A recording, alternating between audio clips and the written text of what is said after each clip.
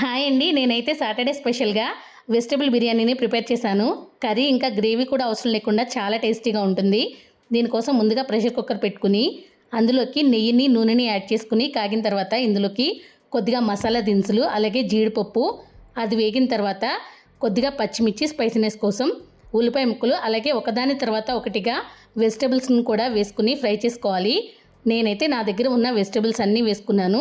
అలాగే ఒక table spoon అల్లం వెల్లుల్లి పేస్ట్ను కూడా యాడ్ చేసుకుని ఫ్రై చేసుకోవాలి. ఆ తర్వాత ఇందులోకి వేడి నీళ్ళలో వేసి తీసుకున్న మీల్ మేకర్ని కూడా యాడ్ చేసుకుని కొద్దిగా కరివేపాకు, పుదీనా, కొత్తిమీరను కూడా యాడ్ చేసుకున్న తర్వాత టేస్ట్కి సరిపడగా సాల్ట్ కూడా వేసుకోవాలి.